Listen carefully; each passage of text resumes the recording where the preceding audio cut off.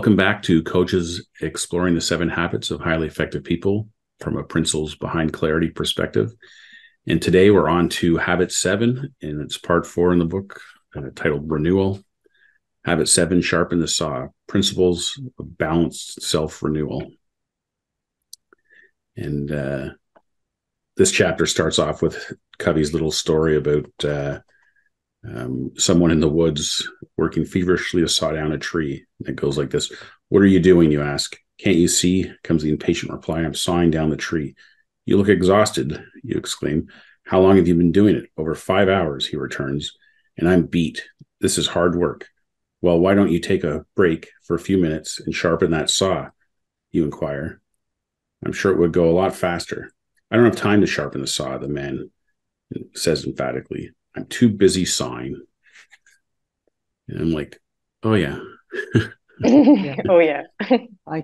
Story of my life. Yeah, I can give thousands of examples. One came up today. I need to use some Excel spreadsheets. I hate using Excel. I don't get it, not at all. And one of the major problems is on my computer hasn't got a huge screen. It's just too small. You know, just if I leave it as is, it's too small. And how many times I've done this and then struggled because I haven't got time. I've got to get this thing done and I've got to do something else. And this is just kind of like something that's getting in my way, and off I'll go. And today it just struck me, the millionth spreadsheet came into, need to use this, and I really need to use this. Went to you guys know about my little clarity corner. And I just said to myself, Elaine, you've got to find a way to make each little box bigger so that I can use it and read it. So off I went. Because there was the other problem as well, and it's going to take me a lot of time, which I don't have, to do that, sharpen my saw. Because if I get, where I can easily read an Excel document and it's easy for me to do, my life is going to be so much quicker and easier. And I've been avoiding it for like donkey's years. And today I did it. And I love Excel. Better. No, I don't know about that. But and I've got thousands of those examples. And how many times do we do that? Yeah, well, the little quote at the beginning pretty much says it all, actually. I mean, it really does. Sometimes when I consider what tremendous consequences come from little things, I am tempted to think there are no little things. Exactly. Yeah, that says it. Yeah. How much did it take? It's crazy, isn't it? And this no time thing. I don't have time. I don't have time. I don't have time. How often do we hear people say, no, I don't have time. You don't understand. I don't have time. Yeah. And I love actually just again, as he starts at the end of that page, habit 7 is taking time to sharpen the saw. So it's it's not actually the sharpening of the saw words that are the most important. It's the taking the time bit. And I'm just noticing in the whole of the book that he does this. He seems to start the chapter almost within the other habit, like which start how you mean to go on, sort of thing. Because that is the whole point of it. Like if we can, reading this book, take that on board, then the whole of the rest of the chapter makes perfect sense and is just enlightening. If you miss those taking the time bits, the rest of the work is just well, that's interesting. Oh yeah. It doesn't actually make sense. And he does that, I've noticed, with every chapter, which I think is whoever very cleverly wrote that for him, but very, very effective. Setting us up for success. And a bit of a strange, I know we're going to talk about, the idea is to look at parallels with clarity, but let's say in this case, parallels with how also, Jamie teaches and how Jamie's books are set out. Like he gives the big insight first, like the way you've got to get to. And if you don't get this clear, you're not going to get anywhere, sort of thing, the starting point. Yeah, the end is the start. Begin with the end Yeah. in mind. Yeah. Yeah. Yeah.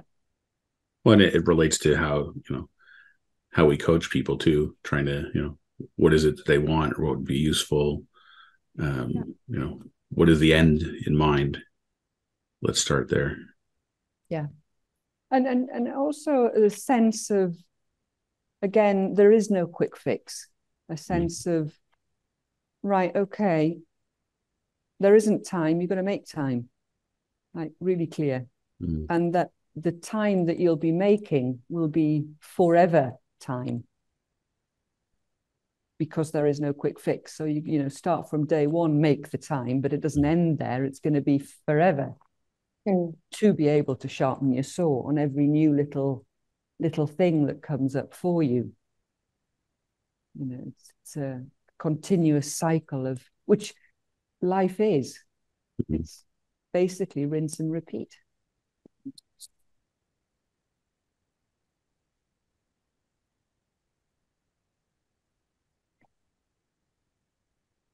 On 342, the 4 dimensions of renewal, he says habit 7 is personal PC, which is production capability, from way back in the beginning of the book. And it's funny because I've read this, I don't know how many times, listened to it on CD, I don't know how many times. And when I read that this time, it hit me a lot differently. This whole chapter did. I think in particular, because the last 3 months or so, I've been sharpening the saw in the physical dimension more so than I have in years. So it's kind of very tangible and on the surface for me right now. So and then he talks about the 4 dimensions: physical, mental, social, emotional, and spiritual.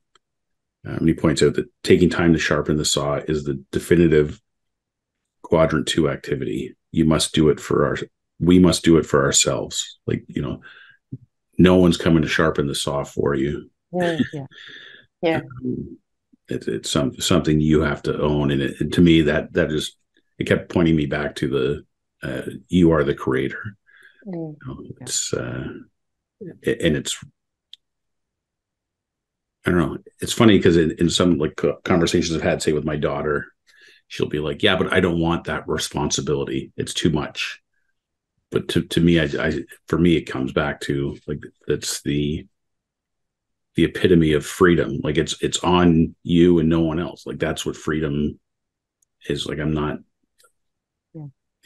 Anyway, it's just very, for me anyway, very liberating. Yeah. And how the whole explanation of this, and just on the page before, he does indeed point out that although different words are used, most philosophies of life deal either explicitly or implicitly with these 4 dimensions. It's Buddhism. It's Christianity. It's there. And how he beautifully just puts it into kind of normal everyday language. Fine, here we go.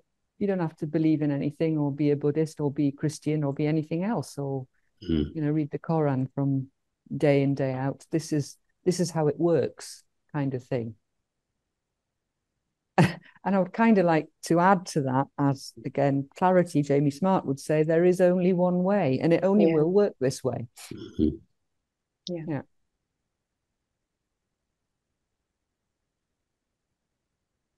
He goes on to, and the first thing I highlighted on page 343 was exactly that. Like, there is only one way. This is the single most powerful investment we can ever make in life.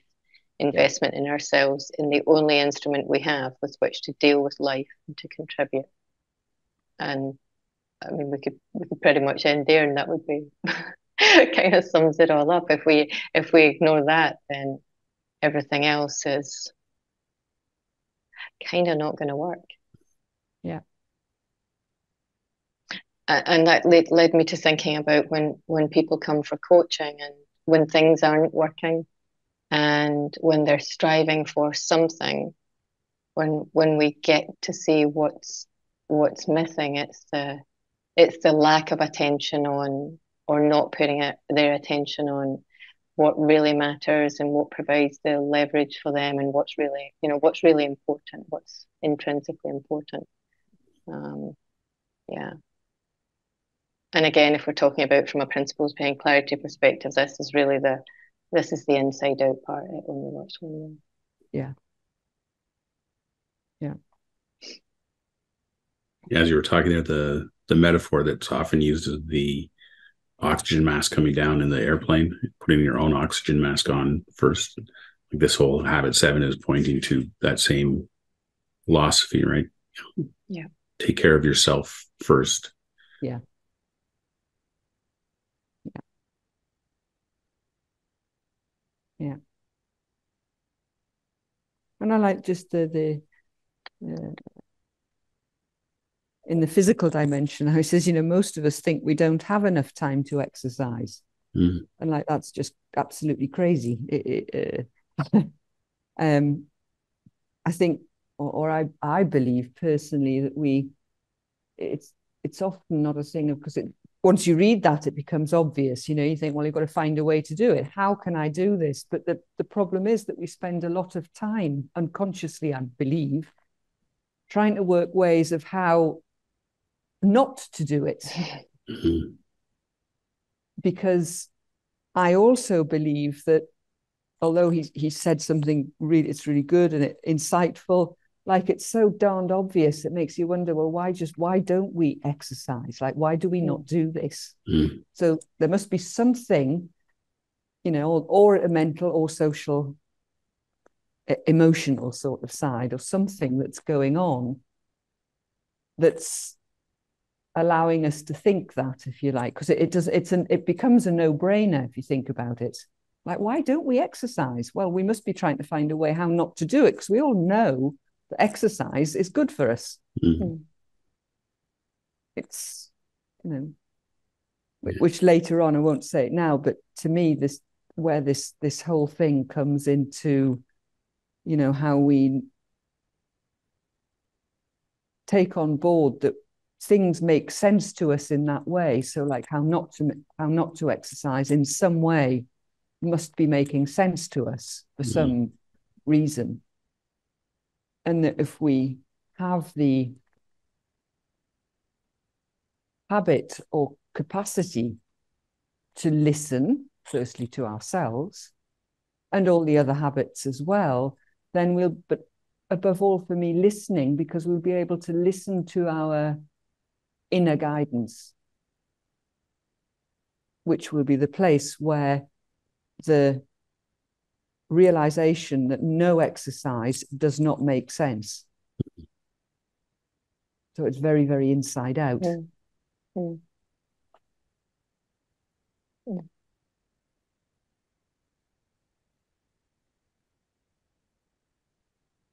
That's kind of funny, actually, because it's the one part of it. And you said, Greg, exercise it's been at the forefront of, or you've been paying more attention to it lately than you have for ages. This is the one dimension out of the 4 that I didn't pay very much attention to, because I just do that as a matter of course. So I just kind of skipped over it. I was like, yeah, I kind of know that. It's funny, isn't it? I just didn't. I listened to the audio yesterday and I read the thing again this morning, and I'm like, yeah, kind of know that. Reminded me about my heart rate and all of that, but just didn't pay very much attention because, I guess because it just does make sense to me. So I'm like, I don't have to pay attention. It makes sense. It's interesting. Interesting what you in the back of what you just said, Elaine. It's interesting for me, like a big difference. It used to be all about willpower, like willing myself to go for a walk or go ride a bike or lift weights, whatever. Now it's more, I'm not like, I don't really think about it as much. I just find myself doing it, almost like, you might find yourself in front of the fridge. I just find myself in front of the weights or on the bike. And also like the idea of finding the time. There's a young lady on one of our courses who walks the treadmill. And she's trying to get 20,000 steps in. And I thought that's a brilliant idea. Like, we're all just like, I'm sitting here on my butt just sitting there for 8 hours and she's walking. And like, I am so jealous not to have a treadmill in those days. Yeah. And I mean, I've done some of that. Like I listen to podcasts. Like I used to sit here at my computer and be watching coaching videos or, you know, whatever. And then I got in the habit of, well, I'm going to listen to these while I'm walking, kind of kill two birds with one stone. Even now when I ride the bike, the stationary bike, I'm usually listening to something. So yeah, it's, there's more than one way to find time to do things. You know, you can walk and chew gum at the same time, walk and chew gum and listen to a podcast at the same time. And it, you know, there's always a way. I'm just sort of, the Italian culture is very much, if you're going to do something, you've got to be wearing the right gear. And the gear that you're wearing has got to be like designer gear, otherwise it's just, you just can't do your exercise, you know? and I often find myself with the dog, more so recently, and what I do, because I take him water, I take him a big 2-liter bottle of water, and as I start my walk, I do my upper body exercise. I use the water bottle as a weight. And so I now walk perhaps about half of the walk, and I'm doing the reps with the water bottle. And then he gets thirsty, so of course my weight gets lost. But that's it. So I've organized myself to do that. And it's something that I can do even if the other ladies join me in the walks. You know, we'll be walking, talking, and I'm doing sort of biceps or triceps at the back. You know, they kind of look at me and say, "What are you doing?" I say, "You don't worry about me." Yeah. And I found it's incredible. You can do all sorts of stuff. You know, there's time to do everything. The other thing I highlighted here was, he said, if you haven't been exercising, your body will undoubtedly protest this change in its comfortable downhill direction. So it's, you know, that reminder to, like, your, and he, before that, he explains this story about how, exercising your muscles actually works, like in terms of like breaking down the fibers and then building back up, and relating that also to emotional muscles and things. So it's kind of like, the not necessarily like the no pain no gain, but that kind of thing came to mind too, right? Like it's there is a I don't know, almost like a learning curve that you have to go when if you haven't been exercising, you start exercising again, you got to get over that hump of discomfort and displeasure. And then once you break through that, then you're fine. You can get into a rhythm with it. Again, he points to being proactive and doing it anyway.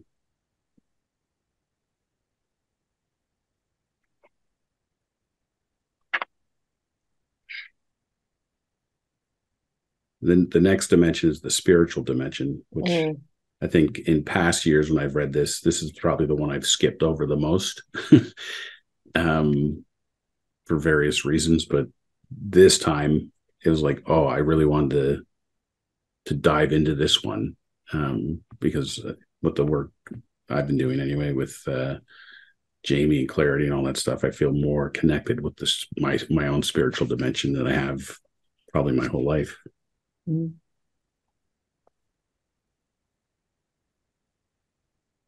I love go ahead. The story that a certain Arthur Gordon shares. Says a wonderful intimate story of his own spiritual renewal in his little story called The Turn of the Tide. And just as reading through that, again, it's always back to basics. Like, it's so simple, it's so pure. There were only 4 questions. This guy's thinking he's going off for a day of some deep thing to do, and there were just 4 questions. And the first, you know, back to that again, listen carefully. And how in his story it sounds like, you know, already a slight barrier. Oh, how could I listen for 3 hours? How can I do that? Like, immediately. And then, of course, he's in some ways obliged to do it because he hasn't got anything else to do. But, you know, great place to start. and how much insight he had from just that, and there wasn't even another person in front of him. Beautiful. Yeah, to me that one kind of was pointing at being in the moment. Yeah. And I know for myself, like as I've found myself in the moment more often, like particularly when I'm on these walks, just there's things that I've noticed, like, you know, birds or gardens in people's like flower gardens in people's yards, or how the clouds are formed in the sky today. I don't know, like all kinds of things that I never, you know, would have even picked up on or noticed, because I would have been too up in my head about the work I got to do later when I get at the end of this walk, kind of thing. So yeah, just, you know, to me that whole, that listen carefully, it's kind of like just, you know, be in the moment and notice what you notice. It's and I guess the whole thing in the same way, even the last one, you know, write your worries in the sand. It's like, you know, the thoughts will pass. Yeah. Because of course the tide will just come up and the next wave will come up and wash them away, kind of thing. And that's really in the moment. You know, oh my goodness, nothing's happened. Yeah. Now that I love that actually. In the sand. Yeah.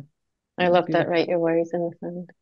Yeah. Thinking that would be a good. I'm meeting a whole bunch of people down at a different place next week for a get together. I've moved venue and it happens to be at the beach, and I'm thinking, oh, that might be a good kick-off. Yeah. Write your worries in the sand. Write your worries in the sand. Yeah. Lovely. Yeah. There's an idea for a post right there. Yeah. Write your worries in the sand. On 348, he refers to this quote from Martin Luther, which said, "I have so much to do today. I'll need to spend another hour on my knees." And you know, to him, prayer was not a mechanical duty, but rather a source of power in releasing and multiplying his energies. And not so much that I do, you know, go and pray and stuff, but to me, it was almost similar to like, I got a lot to do. What I need is some insights, and going and, you know, I don't even know if I'd call what I do meditating, but it's got a meditative quality about it, right? Like going for a walk or having a bath, or like you said, Elaine, your clarity corner. Like that, a lot of people would look at things like that as a waste of time, but really it's like a huge leverage point. Yeah. Or as you say, Greg, some people look at it as a waste of time, but also think that it's actually how beautifully it fits in with the sharpening the saw sort of metaphor. Because a lot of people will also say, like, oh, you know, I'm so anxious, I'm so tired, I'm so this, I'm so that, I've got to go and do some meditation now. But here what we're suggesting is we sharpen the saw first, so that we're already in a place of, and to me this looks like insight, like this is a place of insight, you know, absolutely. So yeah. I just finished another book from a female hockey player in Canada, like a 4-time Olympian or whatever, Haley Wickenheiser. And one of her chapters is called Rest is a Weapon. And, you know, pointing directly to sharpening the saw, like, you know, you want to perform at a high level, go rest. Like that's the equivalent of sharpening your saw. Yeah. And actually, at the end of this chapter, when his son does his insights, when Stephen does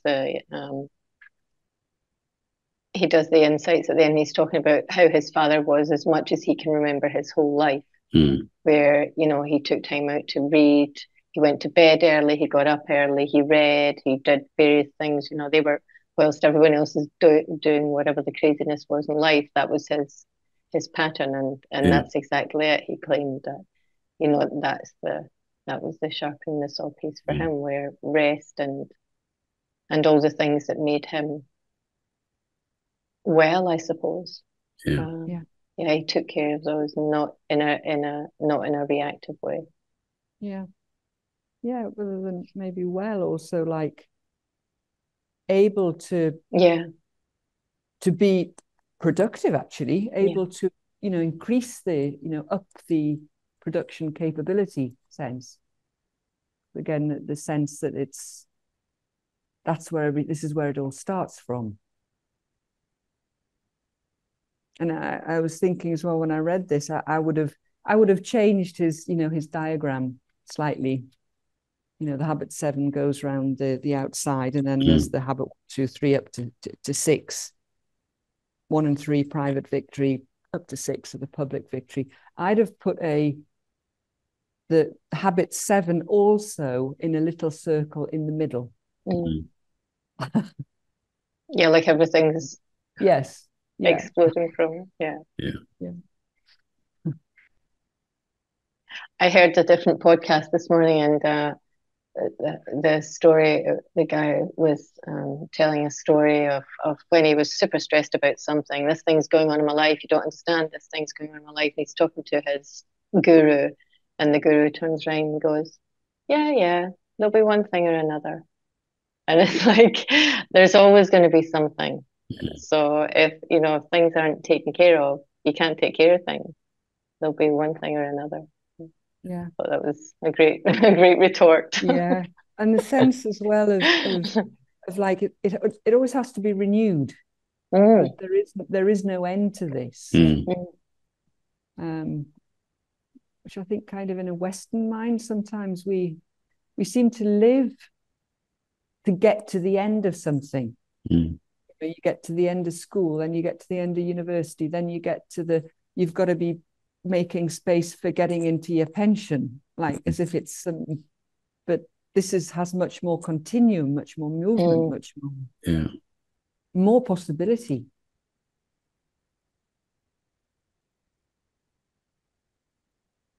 When I was reading the part on the mental dimension, and he's talking about television and all this stuff, I thought, I wonder what Covey would think about the world today with TikTok and social media, and it's because it's 1,000 times worse than it was with television in terms of especially with young people, the drain on their mental dimension, for sure. I mean, my daughter was home the other day, and she's like complaining how much studying she has to do because exams are starting. And I'd be in my office working. I'd go out there, and she'd be lying on the couch, and I'm like, "Oh, how's studying going?" She's like, "I'm still scrolling on my phone." And I was like, do you want me to take your phone away from you? No, I'm fine. I'll get off it. But it's like, she'd just been sucked into that time waste vortex of social media. Yeah, and just think as well how again this plays out in every area. I'm just thinking of your daughter there.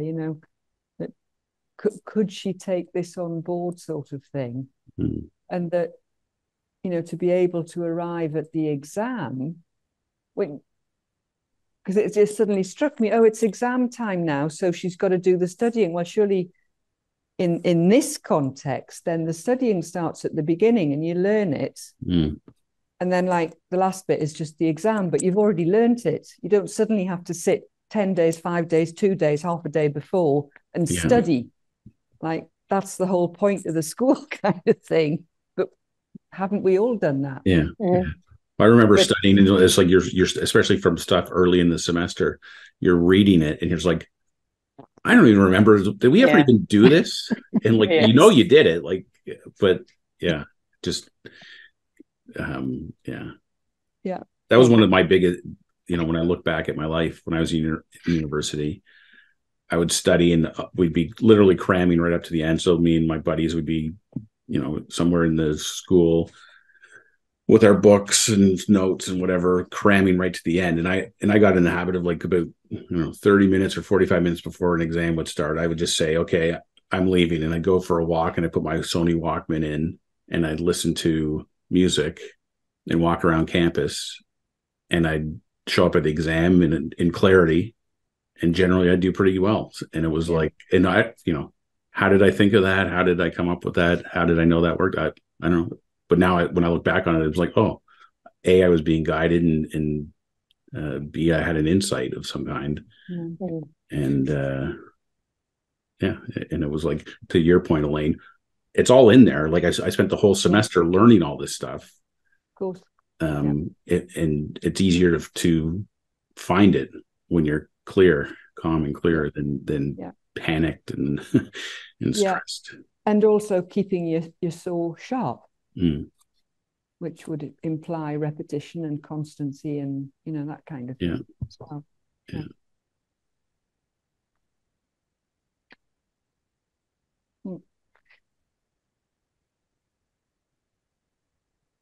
The empathetic listening, I think, absolutely. I don't really know anymore what I can say with it. It strikes me every time, the listening, whether we call it empathetic listening or other definitions that find along the way. Things like active listening is a different thing, I believe. But I think this is the nearest thing to at least how I've been, let's say, or the insights that I've had on Jamie's teachings around listening. And like, we just don't know how anybody feels. As he says at the beginning, they're either speaking or preparing to speak. They're filtering everything through their own paradigms, reading their autobiography into other people's lives, which I think is terrible if you think about it, and probably guilty, and then we say I know exactly how you feel. Like, no, you don't. No, you don't.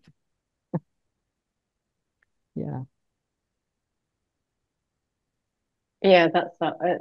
Aside from the listening part there, what we're pointing to is the whole, and not reading our autobiography, and it is the whole notion of separate realities, isn't it? We don't. We just don't. We don't.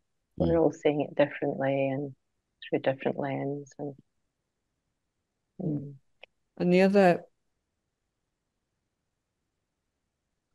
thing I underlined, which I can't find anymore, but I just remember when I think he says that he does this with his wife at some point, or they'd gone off onto a sabbatical where he needed to write his book.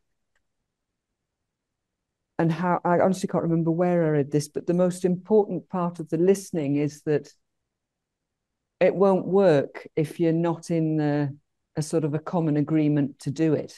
So if you are something going on with your relationship, or you're arguing furiously, or whatever it's happening, it won't work. So there needs to be a little sort of step back on both sides of both parties involved, or more parties, to just actually consciously and in awareness take listening on board, like, we're going to do this now. It makes me think of like, getting into an insight-friendly space, a connection. Exactly. Being there. Exactly.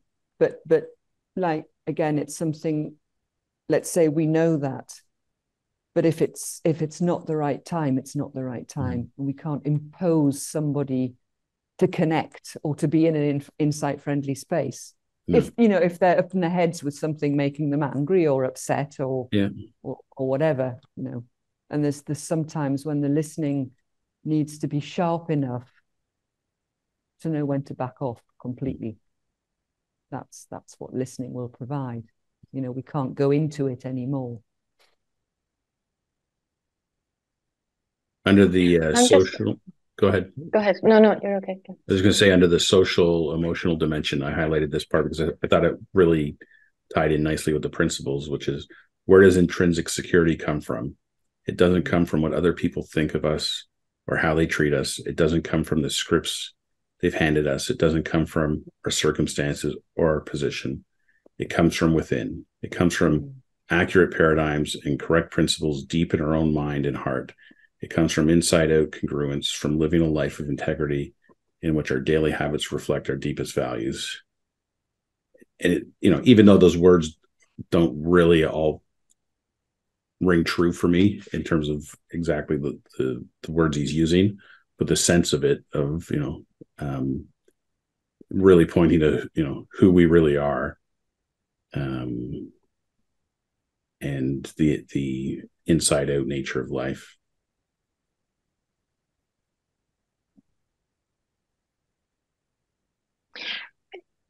I thought that was so important. Not only did I highlight it all, I put a special sticky next to it. So it was the only bit I did that towards. And there was so much in there for me underneath, where he goes on to say, peace of mind comes from when your life is in harmony with true principles and values and in no other way. I was thinking about certain situations that I've been in with people lately, and they're pointing to circumstances or striving for different circumstances. And actually, I was with someone yesterday, and we were talking about next year, and I was going down the route of, what would make it a great year, and she actually stopped in mid walking and looked at me and kind of shook her head and said, peace of mind. I mean, that is exactly what she said. And it's like, yeah, and that's, everything, the trappings and the outside stuff can be there, but if we don't have that, then it's kind of lost.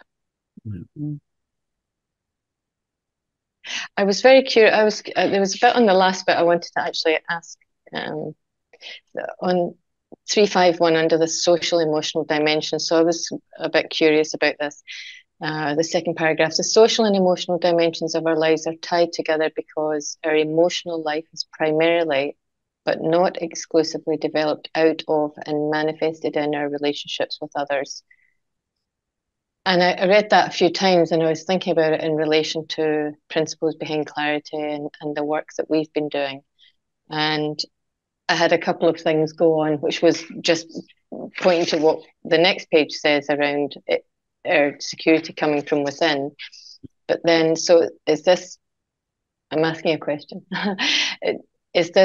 would you think this is like a combination of, okay, this is security coming within, but dependent upon connection? We talk about the importance of connection, because I don't know, there's something within that felt a bit, not quite sure where it put me, but I had to think about it in relation to the work that we're doing and the direction we're looking in. And I just wondered what it said to you guys.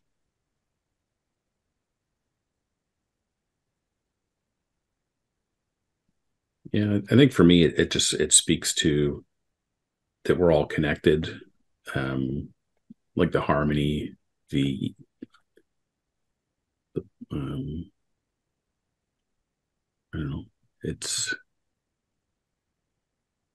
even though this whole thing is pointing to, and even the principles, I guess, is pointing to self, like we're in our own separate reality. We're creating our own reality from within us, but we're doing so in a, I don't know, in a world is the right way to say it, but in a connected world, of other people doing the same thing. So to me, it's just this interrelatedness of our realities that to me, it just points to the oneness of everything. Yeah, it's kind of the interplay of us and others. I mean, it's if we put it very simply, I suppose. Yeah. Like that Hafiz line that Jamie always uses of, the hardest work in the world is to think that we're separate. Yeah,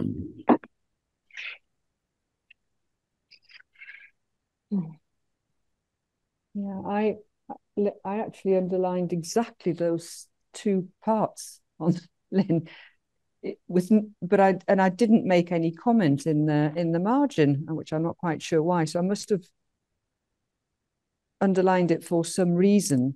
And just as you were talking, it just struck me as this. It's speaking to me something about, because we're talking about the social emotional dimension, and because we are by nature social beings, Like, basically, the truth is we cannot live one without the other. I mean, just again, me going back to my usual basic stuff. If there isn't at least one man and one woman around, we're stuck.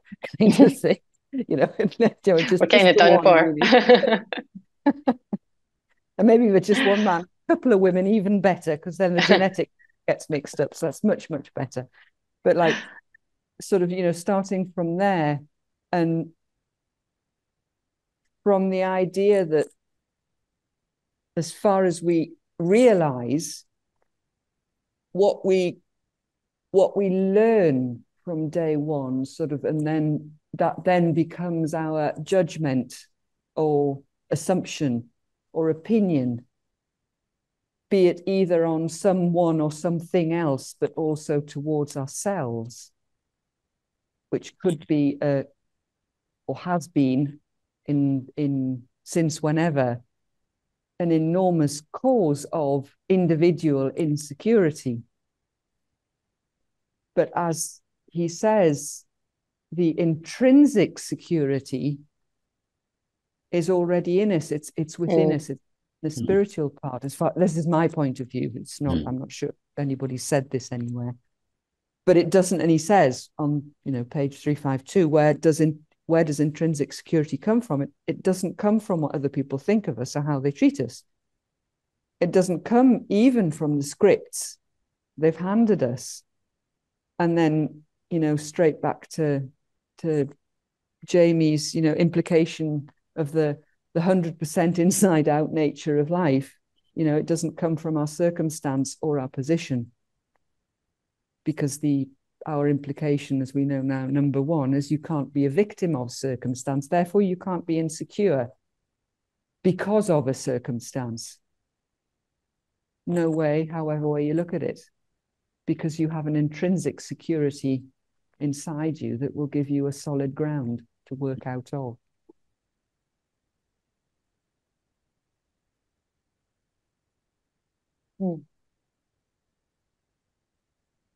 That's how I sort of mixed, Covey's words and Jamie Smart's words.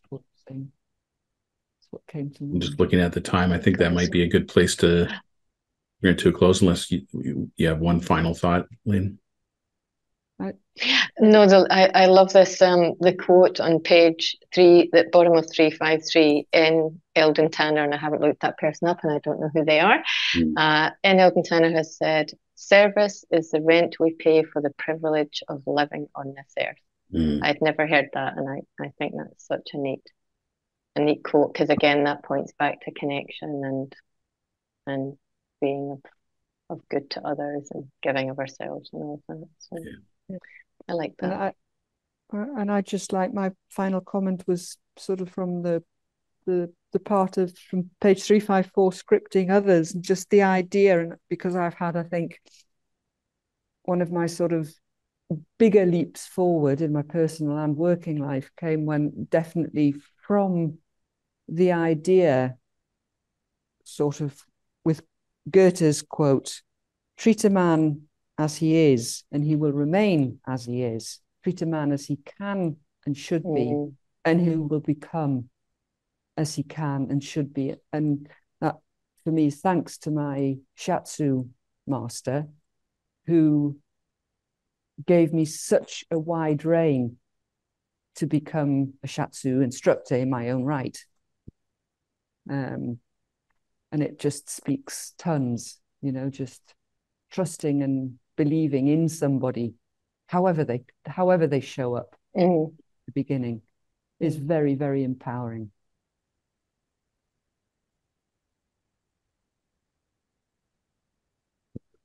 His little story of the man of La Mancha, the Dulcinea. Yeah. One of my favorite Covey quotes I use all the time. It actually played a big role in what I named my business, was people become great if you treat them in terms of their potential.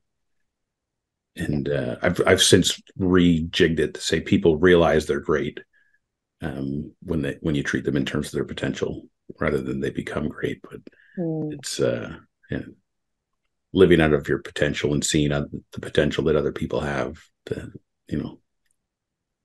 I think that's what, in a way, that's what coaching's all about. When people come to see us, we know they're not broken. They have the potential to do anything they want to do. Yeah. Yeah. All right. Well, next week, so we're through the 7 habits. So next week we'll do a bit of a wrap up, and I don't know, we can talk about the big insights we've had, or really whatever it is that we want to share. So there's nothing necessarily to read, but just a general overview of the whole thing, and then we'll figure out what we do next. Right. Until then, we'll see you guys. Thank you. Thank you.